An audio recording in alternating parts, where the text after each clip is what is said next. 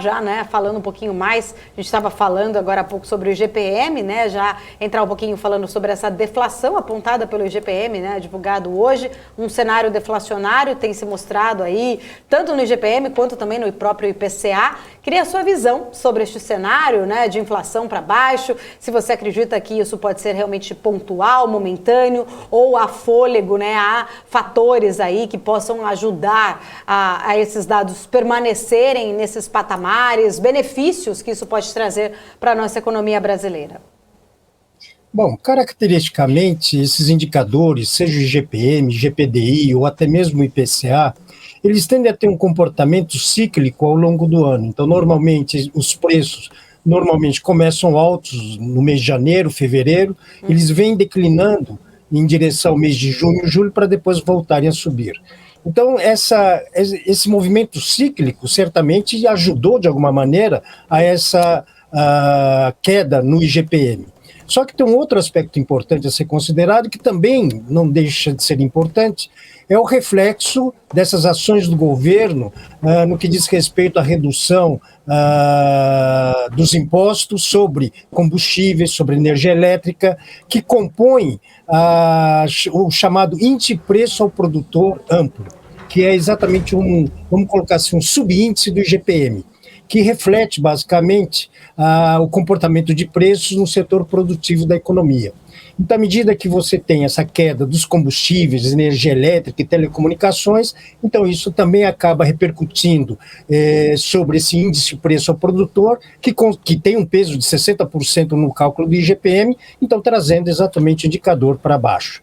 Agora, dada essa característica cíclica, então é de se imaginar que daqui em direção ao final do ano, essa queda, né, ou essa deflação não ocorra mais. Então a tendência natural é que os preços voltem a subir.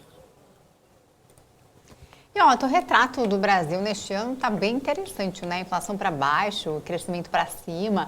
Esse movimento temos visto aí com o Boletim Focus semana a semana, né, revisando aí para cima, principalmente o PIB, mas para o ano que vem o cenário segue incerto, né? Quais os desafios para estender esse retrato otimista para este ano de 2023? Quais os principais pontos, na sua opinião?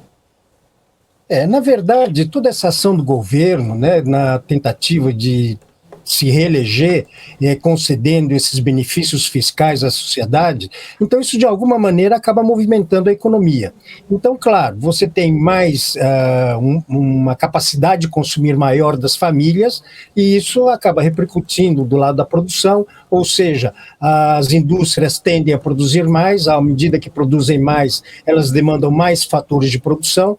Ao demandar mais fatores de produção, você está fazendo com que, de alguma maneira, a renda da sociedade cresça. Então, esse é o movimento que nós estamos observando, principalmente do mês de junho para cá.